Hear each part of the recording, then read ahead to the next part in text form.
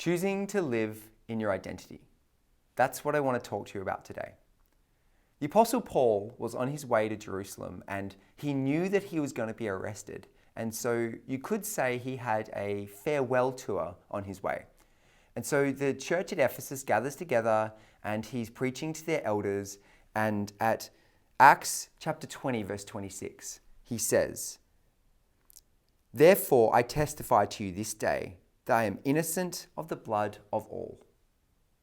I am innocent of the blood of all. This is Paul, or should we say Saul, who used to go around having Christians arrested so that they could be put to death.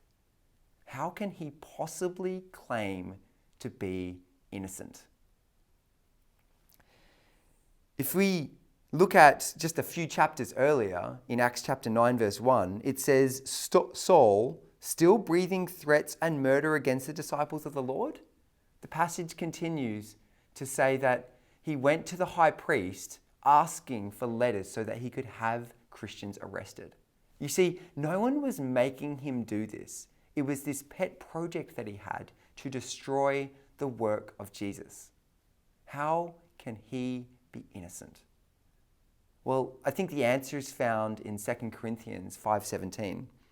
"Therefore, if anyone is in Christ, he is a new creation.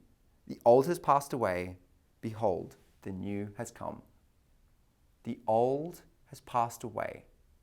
The new has come. That is how Paul can claim to be innocent. Not because of his righteous deeds. He's innocent because Jesus has made him that way. Whoever he was, that's not who he is anymore. And so living your life in your identity as a Christian means, other than making the choice not to sin, and that's a choice, but choosing to live in your identity, that means that sometimes you look people in the eye and you say, that's who I was, but it's not who I am. Other times you're going to be like Jesus, where you might be preaching to large crowds, and the fact that there are large crowds means that Jesus' message was pretty popular, right? Sometimes you're going to be popular. And then other times, like John 6:53, Jesus brings a bit of intensity. So Jesus said to them, this is John 6:53, "Truly, truly, I say to you, unless you eat the flesh of the Son of Man and drink his blood, you have no life in you." And in response, this is John 6:66, "After this, many of his disciples turned away and no longer walked with him."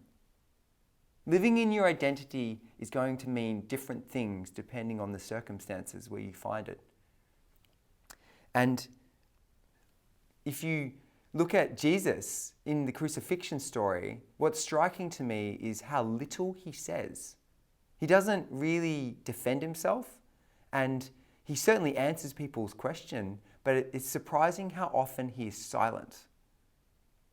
And I can't tell you what it means for you to live as a Christian in your identity today. But what I can tell you is Matthew 10, verse 19 to 20. And this is Jesus speaking to his disciples. "When they deliver you over, do not be anxious about how you are to speak or what you are to say. For what you are to say will be given to you in that hour. For it is not you who speak, but the Spirit of your Father speaking through you." Choosing to live in your identity means that you choose to allow the Father to speak through you. Sometimes you'll be popular. Sometimes you won't. Sometimes you may speak loud. Sometimes you may be quiet. And sometimes you may say that you're innocent when there are other people in the room who know that in the past you were not. And living in your identity is allowing the Father to speak through you, knowing that you're not always going to be understood. So I pray that this week, in this woke culture, that you would live in your identity.